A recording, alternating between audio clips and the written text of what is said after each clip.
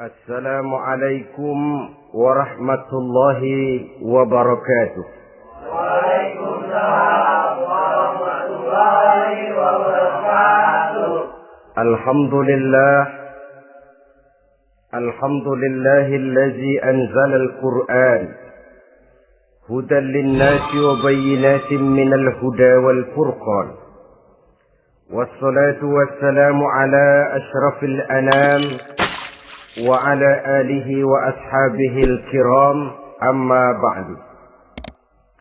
Saudara-saudara kaum muslimin rahimakumullah, setiap penganut agama di dunia ini mempunyai sesuatu kitab yang dianggapnya sebagai kitab suci. Orang Hindu punya kitab Weda. Orang Buddha punya kitab Tripitaka. Yahudi mempunyai Taurat. Nasrani mempunyai Injil. Penganut Konghucu punya kitab Tao Te Ching. Orang Majusi punya kitab Zen Avesta. Orang kebatinan punya kitab Serat Centani, Hidayat Jati, Darmo Gandul, atau Gatoloco. Sementara kita umat Islam oleh Allah diberikan Al-Quranul Karim. Mengapa kita yakini Quran ini sebagai kitab suci? Pertama, ia bebas dari intervensi dan investasi manusiawi. Ia sepenuhnya, baik isi maupun redaksi, adalah produk dari Allah Subhanahu wa ta'ala. Kita yakini Quran kitab suci karena sampai hari ini belum ada seorang pun yang sanggup membuat seperti itu. Suatu kitab hanya dinamakan suci kalau dia bersih dari investasi dan intervensi manusia. Al-Quran ini sejak turunnya 14 abad yang lalu telah menantang. Wa in kuntum fi raibim mimma nazzalna ala abdina fa'tu bi suratin min misli. Apabila kamu ragu-ragu terhadap kebenaran Quran yang kami turunkan kepada hamba kami Muhammad, atau kamu menyangka Quran itu cuma bikinan Muhammad saja, cobalah kamu buat satu surah saja semacam Al-Quran. Apabila kamu tidak mampu melakukannya seorang diri, wada'u syuhada'akum, ajak seluruh teman-temanmu. Sejak tantangan ini turun 14 abad yang lalu, sampai hari ini, tidak seorang pun yang sanggup membuat satu surah saja semacam Al-Quranul Karim. Barangkali belum pernah ada yang coba-coba. Sudah. Di antaranya apa yang dilakukan oleh Musailamah Al-Kadzab. Dia mencoba membuat satu surah semacam Al-Quran yang kalimatnya sudah berbentuk bait-bait syair, tapi isinya jauh panggang daripada api. Yang kedua, kita yakini Quran sebagai kitab suci karena isi dan ajarannya sesuai dengan fitrah manusia.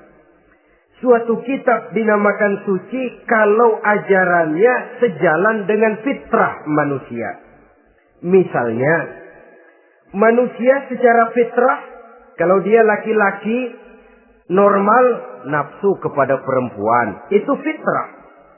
Perempuan suka kepada laki-laki, itu fitrah. Kalau ada kitab suci, tapi melarang manusia untuk kawin, kesuciannya perlu diselidiki. Quran kitab suci sejalan dengan fitrah manusia, maka ia menganjurkan manusia yang mampu untuk melangsungkan perkawinan. Contoh lain, secara fitrah manusia perlu makan. Kalau ada kitab suci yang melarang manusia puasa saja siang malam terus menerus, itu kan sama juga nyuruh orang mati. Quran sesuai dengan fitrah manusia. Maka dalam Islam puasa wisol, puasa ngableng, apa itu istilahnya, puasa nyambung, Dari pagi sampai sore, sampai malam, sampai pagi lagi puasa terus. Bukan saja tidak boleh, malah haram hukumnya. Kenapa? Itu bertentangan dengan fitrah manusia. Yang ketiga, kita yakini Quran sebagai kitab suci karena isinya tidak kontroversil. Isinya tidak saling bertentangan satu sama lain. Di ayat manapun, Quran mengajarkan Allah itu Esa. Satu kali dia berkata haram, dia akan tetap berkata haram. Isinya tidak kontroversil. Sebab kalau ada kitab suci, di satu pihak mengajarkan Tuhan Esa, di lain ayat mengajarkan Tuhan 3, di lain ayat lagi mengajarkan Tuhan 4, kitab kacau namanya. Bagaimana suatu kitab bernama suci kalau isinya kontroversil satu dengan lainnya? Dari 3 kriteria inilah kita yakini Quran sebagai kitab suci. Masalah yang akan kita bicarakan pada pertemuan kita kali ini, bagaimana sikap kita terhadap Al-Quranul Karim sebagai kitab suci. Berangkat dari sebuah hadis di mana Rasulullah Sallallahu Alaihi Wasallam pernah memberikan tawaran. Beliau bersabda, "Man ja'ala al-Qur'ana amamahu qadahu ilal jannah, wa man ja'ala al-Qur'ana khalfahu saqahu ilan nar." Siapa yang menjadikan Quran sebagai imam, maka Quran akan membimbing dia ke dalam surga.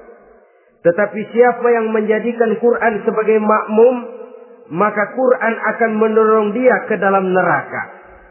Pilihan terserah kita. Siapa yang menjadikan Quran sebagai imam, ditempatkannya Al-Quran di depan, dia ikuti petunjuk dan ajaran Al-Quran, maka Quran akan membimbing dia ke surga. Surga dunia, lebih-lebih lagi surga akhirat. Tetapi sebaliknya, siapa yang menempatkan Quran di belakangnya, dia belakangi Al-Quran, dia belakangi perintah dan ajaran-ajaran Al-Quran, dia perturutkan hawa nafsunya dalam kehidupan ini, maka Quran akan mendorong dia ke dalam neraka. Ya, neraka dunia, lebih-lebih lagi neraka akhirat. Pilihan terserah kita. Saya mau tanya, kira-kira Quran dalam hidup kita jadi imam apa jadi makmum? Imam apa makmum? Kalau Quran jadi imam, artinya kita umat Islam jadi makmum. Resiko dan logika tentu. Makmum harus ngikuti imam. Imam takbir, makmum takbir. Imam ruku, makmum ruku.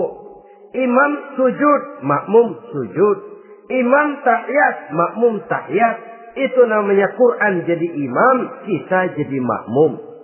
Artinya dalam terjemahannya pada kehidupan, kalau merah kata Quran, merah kita kata.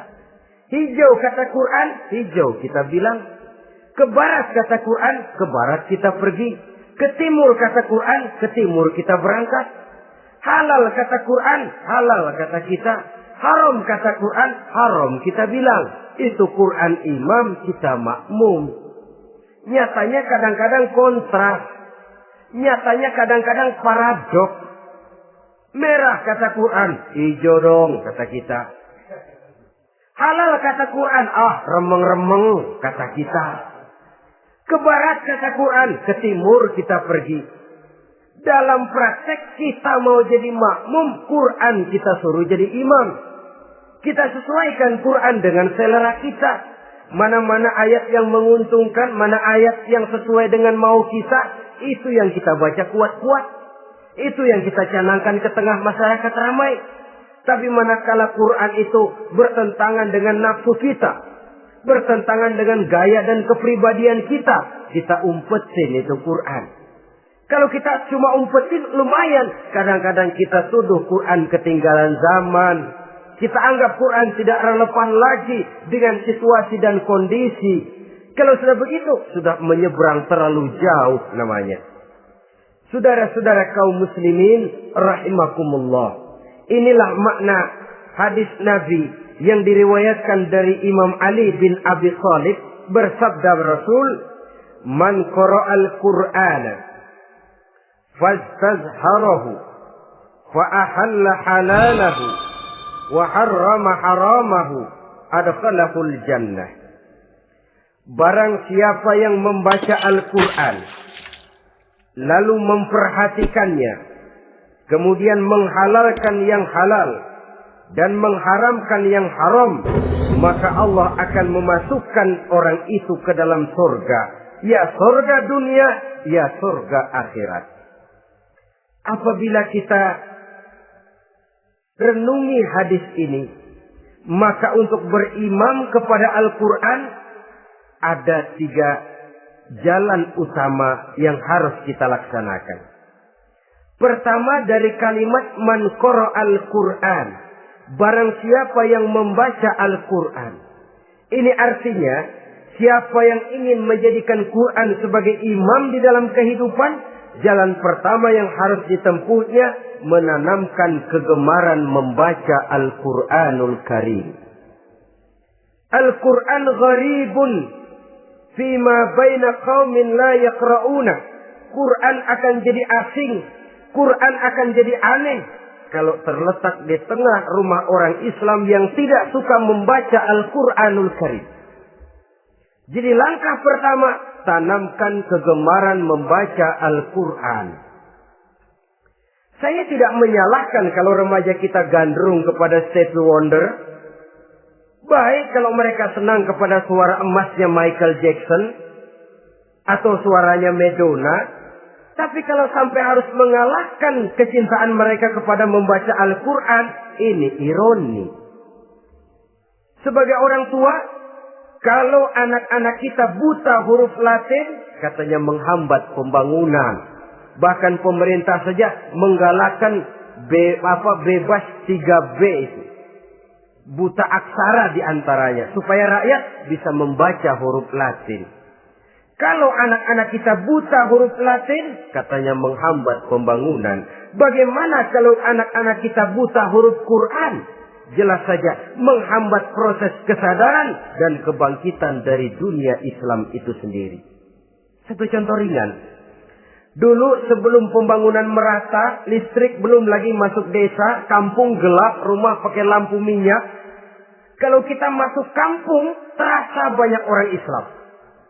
Kenapa? Di rumah sebelah sana kita dengar anak muda sedang latihan baca rawi. Sebelah sini ibu-ibu sedang selawatan. Di rumah sana remaja sedang baca Quran.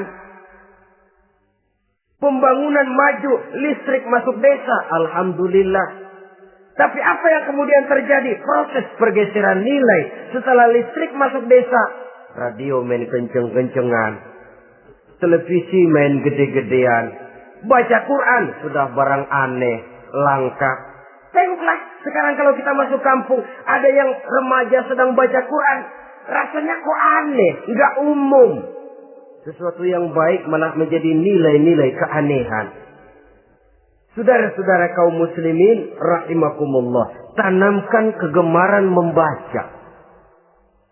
Dalam satu hadis Nabi pesan, nawiru buyutakum bitilawatil Quran. Sinari rumah tanggamu dengan bacaan Quran. Sebab listrik ini cuma bisa menerangi gelap, tapi tidak akan sanggup menerangi hati manusia. Quran produk Allah dibaca dalam segala keadaan, tepat dan pantas. Lihat saja, orang sedih baca Quran, terhibur. Orang gembira baca Quran, tidak lupa diri. Di rumah mewah ada yang baca Quran, bagus. Di gubuk reot di pinggir kali ada yang baca Quran, cocok. Orang kawin dibacakan Quran, bagus. Orang mati dibacakan Quran, tidak jelek. Dalam segala keadaan, in all season, bahasa kerennya, dia pantas dibaca. Saudara-saudara, bahkan orang sakit gigi pun kalau dengar baca Quran, tidak marah. Coba lihat. Dia senang benar lagu Michael Jackson, tapi giliran sakit gigi, coba setelin lagu Michael Jackson. Kalau nggak mencah-mencah, kamu gila apa nggak tahu saya lagi sakit gigi? Tapi coba bacakan Quran, dia pasti tidak marah. Begitu besar daya pengaruhnya. Bahkan Abu Jahal sama Abu Lahab pernah rapat. Kata Abu Jahal sama Abu Lahab, Mas Lahab, gini loh Mas. Kenapa? Ini saya pikir-pikir salah satu yang menyebabkan kenapa saudara kita banyak ikut ajaran Muhammad. Mereka kalau sudah dengar bacaan Quran terpesona. Jadi kita blokir saja. Caranya gimana? Kasih pengumuman kepada Quraisy, jangan sekali-kali mau dengerin Muhammad baca Quran. Kamu juga jangan. Dan kamu, saya pun begitu. Mari kita janji, tidak mau dengar bacaan Quran. Salaman. Pulang ke rumah masing-masing. Dapat 1 hari tahan, 2 hari bertahan, 3 hari, seminggu ke atas. Abu Jahal mulai ada semacam rindu. Kangen pengen dengar ayat Quran. Karena secara pribadi dia mengakui keindahan gaya bahasanya jauh lebih tinggi dari kemampuan penyair Quraisy. Isi ajarannya sangat dalam dan menyentuh segi-segi kehidupan manusia. Gak tahan Abu Jahal kayak dikilikin hatinya. Keluar rumah mindik-mindik, umpet-ngumpet. Ngempet di rumah Nabi. Pengen dengar Nabi baca Quran. Rupanya Abu Lahab sama. Pikir Abu Jahal, Abu Lahab gak bakalan keluar. Abu Lahab berpikir, Jahal pasti di rumah. Dua-duanya bareng berangkat ke rumah Nabi. Cuma yang satu dari sebelah barat, yang satu dari sebelah timur. Ngempet, ketemu di sudut, sama-sama kaget. Jahal, loh kamu Lahab? Iya, kamu ngapain? Lah kamu ngapain? Akhirnya sama-sama malu. Sama-sama tidak bisa menahan diri. Akhirnya sama-sama ngakuin. Bagaimanapun kita harus akui bahwa Al-Quran ini mengandung daya pesona yang sangat luar biasa. Itu dari segi bacaan. Belum lagi dari segi ajaran. Belum lagi dari segi isi. Tanamkan kegemaran membaca Al-Quran. Sampai-sampai Nabi katakan, Innal ladzi laisa fi jawfihi syai'un minal Quran kal baitil kharib. Orang yang dari tenggorokannya belum pernah keluar ayat Quran barang sepotong pun, belum pernah ngaji barang seayat pun, itu orang kata Nabi kal baitil kharib, kayak rumah kosong. Rumah kan kalau kosong biar bagus, mewah, besar, perabotannya lengkap. Kalau kosong, angker. Setan kuntilanak memedi, betah benar di situ. Saudara-saudara kaum muslimin rahimakumullah. Dalam satu percontohan Nabi mengatakan begini. Masalul mu'minil ladzi yaqra'ul Qur'an kamasalil utrujah. Rihuha thayyibun wa ta'muha murr wa ta'muha thayyibun. Orang mukmin yang suka membaca Quran adalah ibarat buah utrujah. Baunya wangi, rasanya lezat. Kira-kira kalau di negeri kita buah apa utrujah itu? Semacam jeruk yang manis lah. Sudah baunya wangi, rasanya enak. Itu buah itu. Orang mukmin yang suka baca Quran kayak buah itu. Baunya wangi, rasanya enak. Artinya syiarnya hidup, isinya memang orang mukmin. Sebaliknya, wa masalul mu'minil ladzi la yaqra'ul Qur'an kamasalit tamrah la riha laha wa ta'muha hulwun. Orang mukmin yang tidak suka baca Quran kayak korma. Rasanya emang manis, cuman kagak ada baunya. Artinya apa? Syiarnya kurang. Kalau orang belum tapi kenalkan kagak mau makan korma. Kenapa? Nggak ada baunya. Daya tariknya kurang, walaupun rasanya enak. Kalau daya tariknya nggak ada, kan nggak ada iklannya, tidak ada syiarnya. Itu orang mukmin yang tidak suka membaca Quran. Ibarat buah, nggak ada baunya, walaupun rasanya enak. Orang kurang tergerak. Kurang syiar, kurang daya tarik. Sebaliknya, wa masalul munafiq allazi yaqra'ul Qur'an kamasalir raihanah rihuha thayyibun wa ta'muha murrun. Orang munafik yang suka baca Quran seperti buah raihanah. Apa itu? Baunya wangi, rasanya pahit. Orang munafik baca Quran kayak buah itu. Baunya sih enak, cuman rasanya pahit. Ya munafik baca Quran. Siarnya sih lumayan, daya tariknya hebat, isinya munafik. Nah, paling jelek orang munafik yang gak suka baca Quran.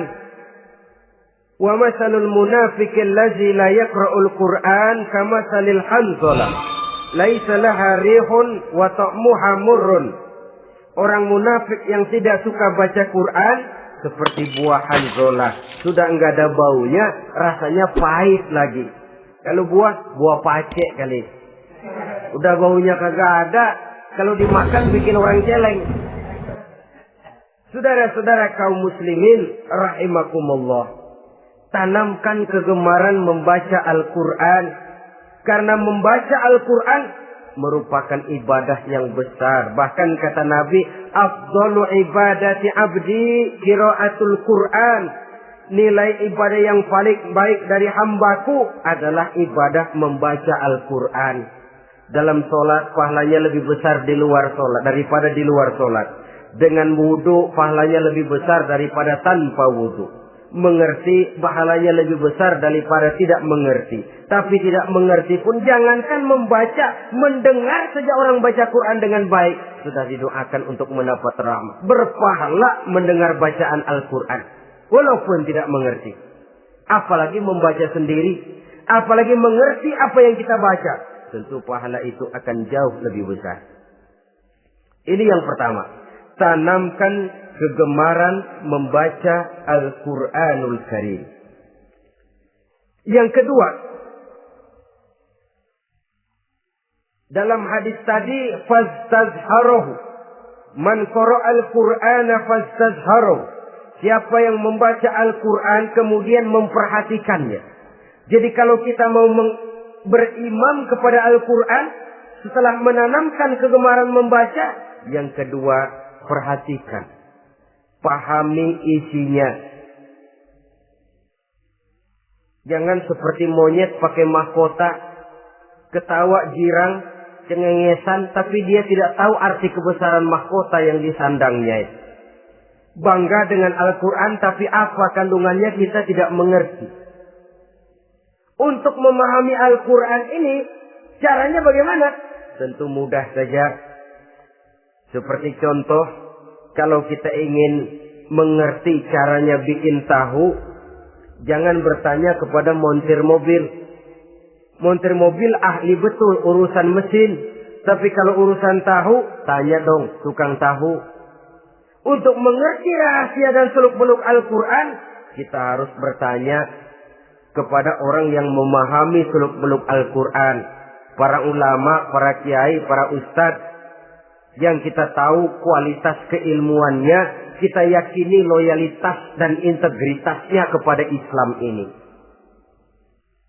Kenapa? Ayat-ayat Quran itu elastis. Dia dibawa kemana saja mau. Ditafsirkan menurut kemauan orang bisa. Paling celaka kalau yang belajar tidak punya dasar, yang mengajar punya maksud lain. Sesat dan menyesatkan. Yang ngajar punya nafsu ambisi. Yang belajar tikus budek. Yang memang tidak punya dasar apa-apa. Sekali belajar langsung tafsir. Cara wudhu yang baik saja belum ngerti. Cara ruku dan sujud yang baik saja belum bisa. Yang membatalkan sholat apa ndak bisa, ndak ngerti. Sekali langsung. Enggak, supaya kita langsung saja belajar langsung Al-Quranul Karim. Tidak jelek. Cuma akan lebih baik kalau sebelumnya ada unsur penunjang dari nilai-nilai keilmuan dalam Islam ini. Disinilah perlunya menghidupkan majelis-majelis taklim. Sebab kalau Al-Quran hanya dipahami dan dikutak-kutik menurut maunya rasio saja, kekuatan rasio terbatas. Saya akan khawatir nantinya akan timbul pendapat-pendapat di mana Al-Quran disesuaikan dengan otak. Bukan otak ngikuti Quran, tapi Quran disuruh ngikuti otak. Contoh yang dekat saja. Kalau saudara ngukur kayu pakai meteran, itu kira-kira meteran ikut kayu, apa kayu ikut meteran? Ayo, kira-kira kayu ikut meteran, apa meteran ikut kayu? Meteran ikut kayu. Bagus. Kalau meteran ikut kayu, artinya nggak ada meteran benar di dunia ini. Kayunya kependekan, meterannya dipotong. Kan begitu loh. Meteran ikut kayu namanya. Bukan meteran ikut kayu, tapi kayu yang harus ikut meteran. Otak harus ikut wahyu. Jangan wahyu disuruh ikut otak. Manusia ikut Quran, jangan Quran disuruh ikut manusia. Dan kaum orientalis, ya, orang barat di luar Islam yang mendalami, mempelajari Islam dengan tujuan mencari kelemahan Islam untuk menghantam umat Islam. Itu sengaja mencari ayat-ayat yang mereka kumpulkan untuk menghantam umat Islam. Supaya mereka meragukan Qur'annya untuk kemudian pada suatu saat meninggalkan Qur'an sama sekali. Timbullah pendapat ada ayat Quran yang sudah tidak sesuai lagi katanya dengan situasi dan kondisi. Seolah-olah otak manusia sudah jauh lebih pintar daripada Al-Quranul Karim. Saudara-saudara kaum muslimin rahimakumullah. Inilah yang kita berlindung dari Allah. Sebab secara demikian dengan kata lain kita secara tidak sadar sudah mengurangi kemahamutlakan dan kesempurnaan dari Allah Subhanahu wa ta'ala. Untuk memahami Al-Quran, maka kita harus bertanya kepada ahlinya, mengaji, menghidupkan majelis-majelis taklim. Jangan sampai Al-Quran menjadi awam di tengah masyarakat Islam sendiri. Ini jalan yang kedua, memahami isinya. Sehingga dengan demikian, manakala Al-Quran dibacakan orang, pemikiran kita tidak lagi terpusat kepada kemerduan suara orang yang membaca, tapi tertuju kepada isi yang dikandungnya. Sehingga dalam kondisi semacam itu, boleh jadi tiap kali dibacakan Al-Quran, nilai iman makin tambah. Kita dengar orang baca, Alam taro kaifa fa'ala rabbuka bi ashabil fil. Terbayang oleh kita bagaimana Raja Abrahat dengan pasukannya mau menghancurkan Ka'bah. Bagi Allah cukup menurunkan burung ababil, hancur lebur Abrahat, raja besar dengan seluruh pasukan gajahnya, berantakan dibuatnya cuma dengan burung ababil. Allah Maha Besar, Allah Maha Kuasa. Tambah iman. Kalau tidak, ya seperti yang banyak terjadi. Quran menceritakan azab, kita malah kesenangan. Walakum azabun alim. Kamu akan mendapat azab yang pedih. Kita teriak di pojokan, toyib, toyib. Allah, alhamdulillah. Digambarkan azab malah baik-baik. Bahwa kita suka, kita gemar kepada bacaan Quran dengan suara yang merdu, alhamdulillah. Akan lebih baik lagi kalau kita mengerti apa yang dibacanya. Sebab perintah membaca tersirat makna perintah untuk memahami. Perintah memahami tersirat makna untuk mengamalkan. Dengan kata lain, kita hanya bisa mengamalkan Quran dengan baik kalau kita mengerti isinya. Kita hanya bisa mengerti isinya kalau kita rajin membacanya. Baik membaca yang tersirat, baik membaca yang tersurat dengan petunjuk para alim ulama, para kiai, dan orang-orang yang ahli di bidang itu. Saudara-saudara kaum muslimin rahimakumullah, inilah jalan kedua. Upayakan memahami isinya.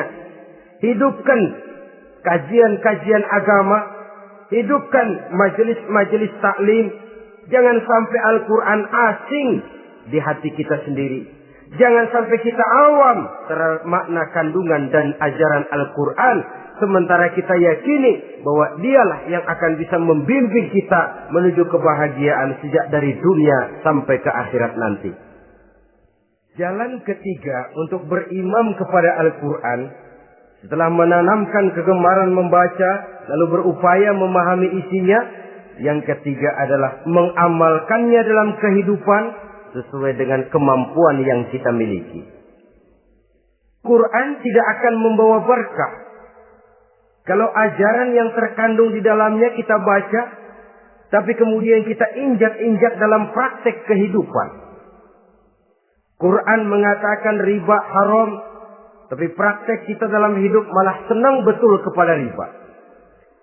Quran mengajarkan jagalah kesatuan persatuan dan ukhuwah Islamiyah. Praktek yang kita lakukan malah centang perenang, malah saling bertolak belakang, malah kadang menjegal kawan seiring, menggunting dalam lipatan, ramai kita dengan kita. Lalu kelemahan pun menjadi kenyataan di mana-mana. Quran sekali lagi tidak akan membawa berkah kalau yang kita baca kita injak-injak. Tentang pengamalan Al-Quran ini, Allah Subhanahu wa ta'ala mengklasifikasi manusia dalam firman-Nya. Tsumma awrasna al-kitaba allazina istafaina min ibadina. Kemudian kami wariskan Al-Quran ini kepada hamba-hamba kami yang kami pilih. Ya Allah, coba saja kita lihat ayat ini. Quran kitab pilihan, diberikan kepada umat pilihan, yaitu kita-kita ini. Lalu bagaimana umat pilihan ini setelah menerima Al-Quran? Terbagi dalam 3 kelompok besar. Pertama kata Allah, فَمِنْهُمْ ظَالِمٌ لِنَفْسِهِ. Di antara mereka ada yang setelah menerima Al-Quran, kemudian zalim kepada dirinya sendiri. Artinya, hanya mulutnya saja yang menerima Al-Quran, tapi perbuatannya menginjak-injak Al-Quran. Orang semacam ini tidak zalim kepada Allah, tidak zalim kepada Rasulullah, tetapi orang semacam ini zalim kepada dirinya sendiri. Dia terima Quran dengan mulutnya, tapi dia injak-injak Quran dengan perbuatannya. Na'udzubillah summa na'udzubillah. Kelompok yang kedua, faminhum muqtasid. Di antara mereka ada yang setelah menerima Al-Quran lalu muqtasid. Muqtasid ini 50-50. Ngambil jalan tengah. Ajaran Quran dipakai, ajaran setan dikerjain. Artinya juga perintah Quran oke, larangan Quran ho-oh. Saudara-saudara, malaikat bingung bagaimana monternya nih anak ini. Perintah Quran dikerjain, larangan Quran juga dikerjain. Ini muqtasid. Nah, yang ideal adalah golongan yang ketiga kata Allah, wa minhum sabiqun bil khairati biiznillah.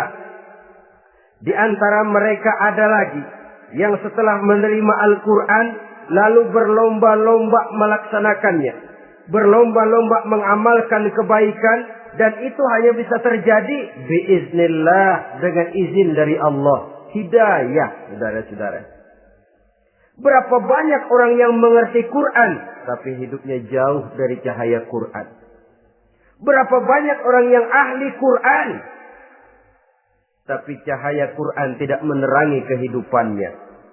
Berapa banyak orang yang ahli hukum, tapi bikin bingung masyarakat dengan fatwanya. Saudara-saudara kaum muslimin, kenapa bisa terjadi? Itu tidak ada hidayah, tidak biiznillah, tidak ada izin dari Allah.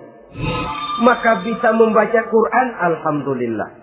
Bisa memahaminya, kita bersyukur kehadirat Allah. Lebih penting dari itu, kita mohon hidayah agar bisa mengamalkannya sesuai dengan kemampuan kita.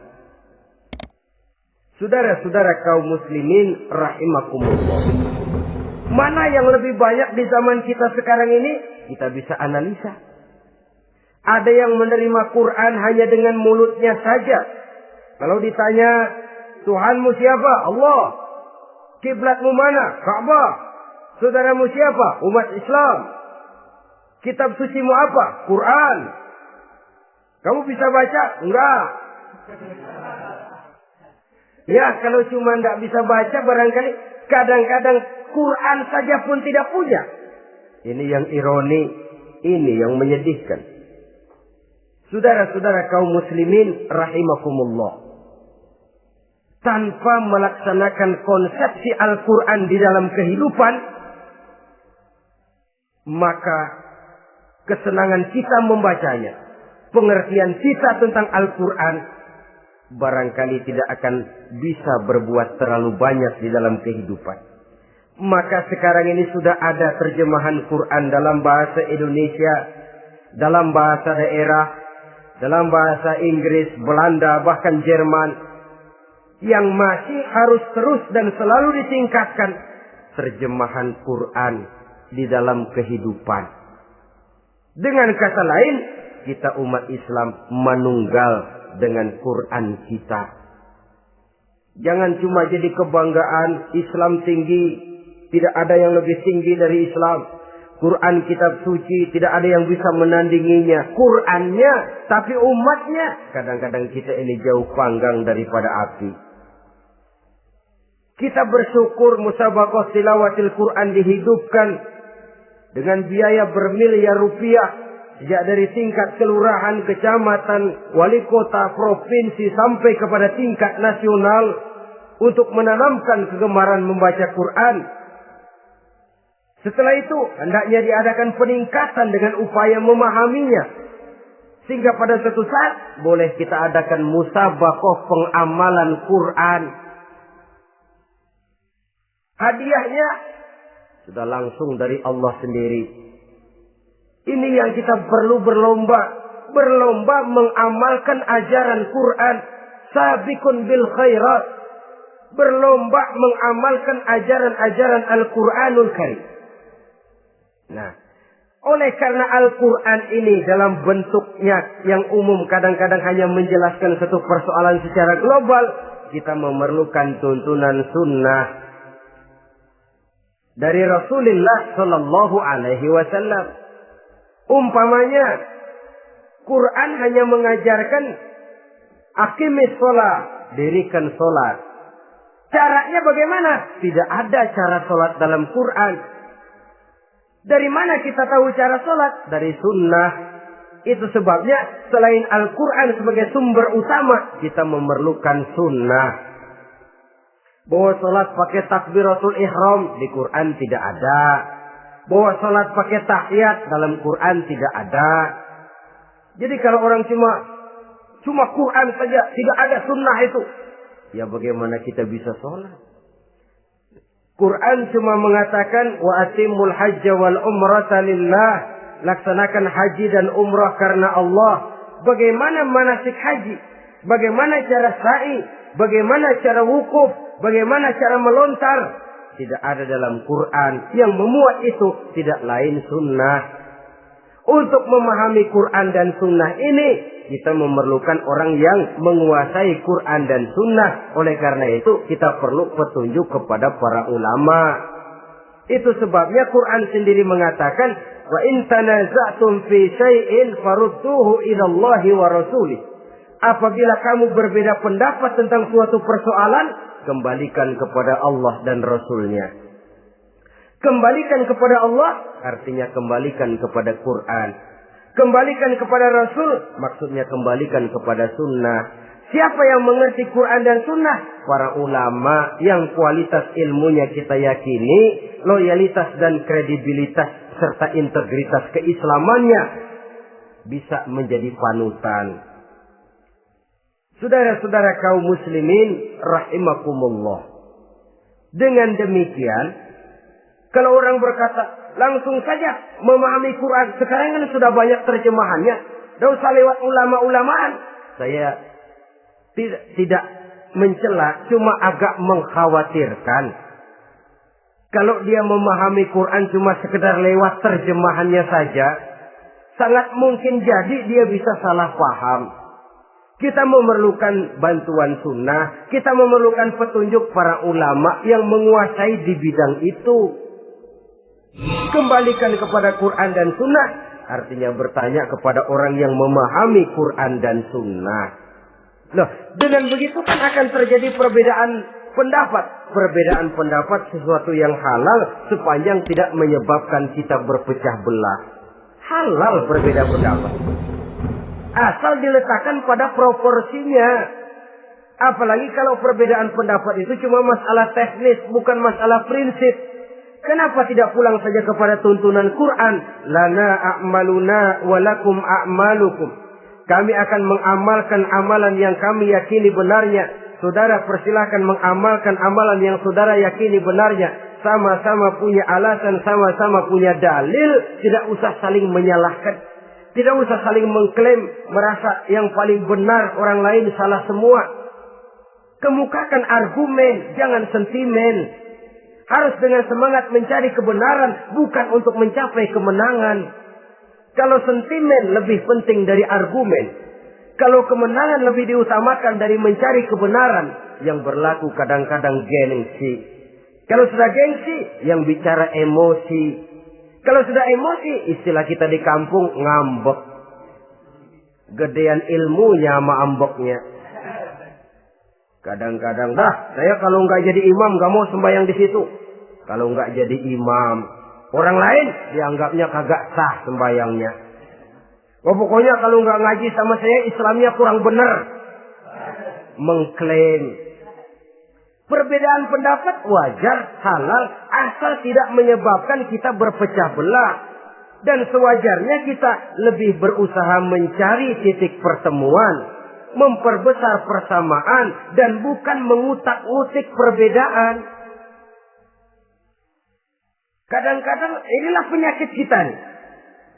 Satu kunut, satu tidak sembahyang subuhnya. Bisa RT. Satu usoli, satu tidak, bisa RW. Satu azan sekali Jumatan, satu dua kali, bikin masjid lagi. Kenapa bukan persamaannya yang dicari? Kenapa justru perbedaannya yang diperbesar? Yang masalah macam ini sampai kiamat tidak pernah selesai. Kan lebih baik kalau kita ditanya orang, Pak, sholat subuh itu pakai kunut apa tidak sih? Kalau saya pakai. Kalau yang tidak pakai kunut bagaimana Pak? Betul, kata yang tidak pakai. Jadi yang pakai kunut betul, betul karena saya pakai kunut. Yang tidak juga betul, betul kata yang tidak pakai. Kalau yang kunut betul, yang tidak kunut betul, lalu yang salah yang mana Pak? Yang salah yang subuh nggak sembahyang. Lebih objektif, proyek garapannya ada, umat tidak berpecah belah. Ini yang konyol, kadang-kadang khutbah Jumat pakai membongkar khilafiyah, menghantam tahlil, menghantam kunut. Selesai sembahyang Jumat, apa yang terjadi? Umat resah, masyarakat gelisah, polemik timbul, masalah tidak terselesaikan. Orang jadi khotib itu raja dalam mimbar Jumat, siapa yang mau bantah dia? Kalau memang mau buka itu persoalan khilafiyah, buka dalam forum khusus. Adakan pengajian, jelaskan masalahnya secara luas, mendasar. Jangan mengklaim dan memponis. Berikan kebebasan kepada umat untuk menilai masalahnya selesai. Yang tidak puas bisa bertanya. Saudara-saudara, sudah lewat masanya kita meributkan soal itu. Sudah datang waktunya di mana kita lebih mementingkan dan membicarakan masalah-masalah yang lebih mendesak dihadapi oleh umat. Kemiskinan misalnya, kebodohan misalnya, keterbelakangan umpamanya, peluang untuk mendapatkan pendidikan yang layak bagi anak-anak kita yang berotak cerdas tapi tidak punya kemampuan ekonomi umpamanya. Itu akan lebih objektif ketimbang kita membicarakan masalah-masalah yang sampai kiamat tidak akan pernah selesai. Yang hanya akan menyebabkan kita menjadi lemah, persatuan koyak, solidaritas sosial lalu menurun, saling curiga menjadi tumbuh karenanya, dan pada akhirnya kita tidak akan pernah bisa berbuat banyak. Untung kalau tidak menjadi tertawaan bagi orang yang berdiri di luar pagar. Saudara-saudara kaum muslimin rahimakumullah. Sekali lagi, Al-Quran tidak akan membawa berkah kalau yang kita baca, kita injak-injak. Oleh karenanya, untuk berimam kepada Quran ini, sekali lagi pertama, tanamkan kegemaran membaca. Yang kedua, upayakan memahami isinya melalui bimbingan orang yang ahli bidang itu. Yang ketiga, amalkan sesuai dengan kemampuan. Sebab itu ada prinsip, kalau isi suatu hadis nampaknya bertentangan dengan otak, kesohihan hadis itu boleh diperiksa. Tapi kalau ayat Quran nampaknya bertentangan dengan otak, otaknya yang harus diperiksa.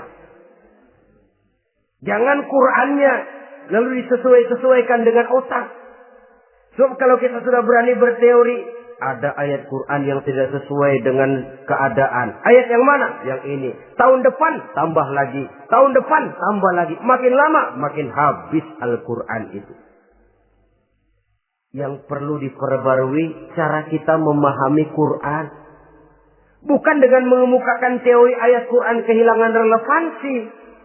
Cara kita memahami barangkali yang kurang relevan. Dalam situasi, dalam konteksnya dengan situasi dan kondisi.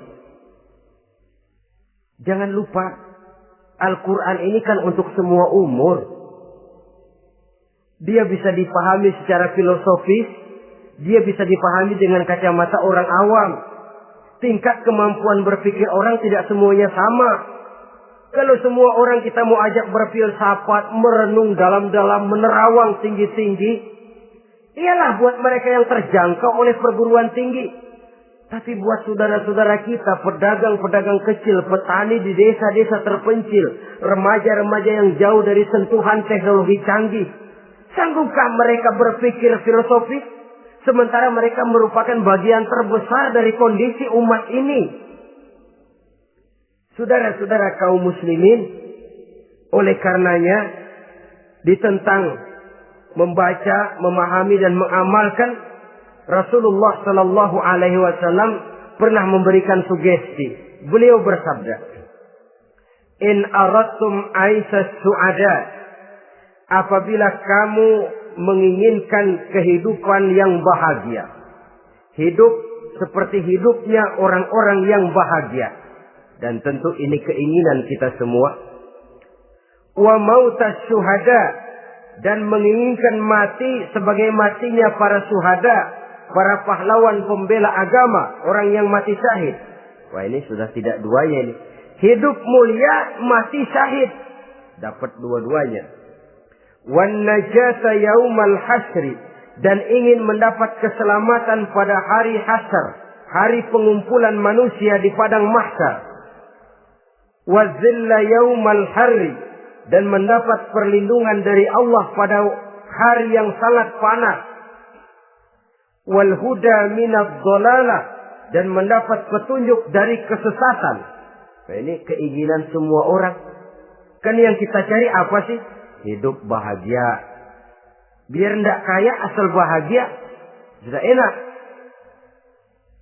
Lalu apa lagi? Matinya sebagai syahid.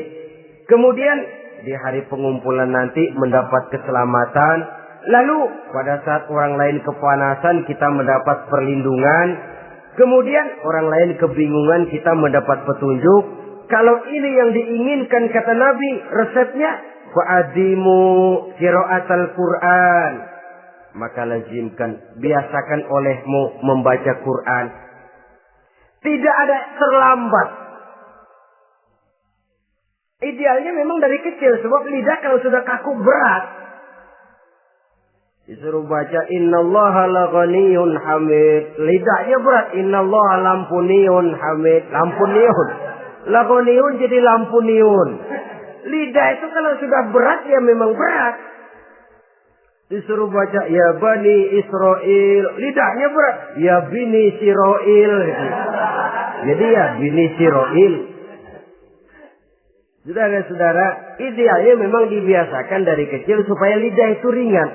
Kalau tidak ada istilah terlambat. Saya malu Pak, belajar alif-alifan udah gede. Ya jangan alif-alifan, alif beneran. Alif-alifan kapan bisa ya? Alif beneran yang dipelajari.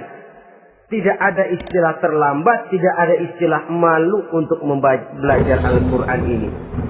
Saudara-saudara kaum muslimin rahimakumullah. Ini sugesti untuk menanamkan kegemaran membaca.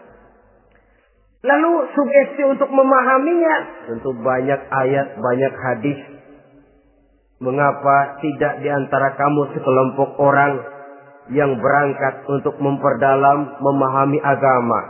Falaula nafaro min kulli firqatin minhum ta'ifatun liyatafaqahu fid din. Di tengah kelompok orang yang berangkat belajar teknologi canggih, di tengah grup orang yang mendalami ekonomi, di tengah kelompok orang yang membidangi hukum, di tengah kelompok orang yang sibuk meneliti ilmu-ilmu kedokteran, mengapa tidak ada kelompok orang yang secara takhasus liyatafaqahu fid din, mendalami agama ini, mendalami Quran ini, harus ada. Lalu sugesti untuk mengamalkan Al-Quran kelihatan dari peringatan Allah yang kita bisa temukan pada surah Toha ayat 124 sampai dengan 127. Wa man a'rada an zikri, barang siapa yang berpaling dari peringatanku, kata Allah, barang siapa yang berpaling dari Al-Quran ini, dia terima Al-Quran, dia imani Quran, tapi dia berpaling dari ajarannya, dia injak-injak apa yang seharusnya dia amalkan, dia perturutkan hawa nafsunya, maka kata Allah, fa inna lahu ma'isyatan dhanka, dia akan diberikan satu penghidupan yang sempit. Inna lillahi wa inna ilaihi raji'un. Diberikan hidup yang sempit. Kalau hidup sudah terasa sempit, bagaimanapun luasnya rumah, sempit. Kalau hidup sudah terasa sempit, bagaimanapun banyaknya harta, sumpek. Kalau sudah hidup ini terasa sempit, bagaimanapun luasnya pergaulan, tidak ada tempat kita bertanya, melarikan persoalan, membagi rasa. Siapa yang berpaling dari Quran, dia akan diberikan penghidupan yang sempit. Bukan dagangnya tidak untung, bukan kerjanya tidak digaji, tapi kesempitan hati lebih bahaya loh dari kesempitan ekonomi. Itu di dunia. Di akhirat, wa nahsyuruhu yaumal qiyamati a'ma.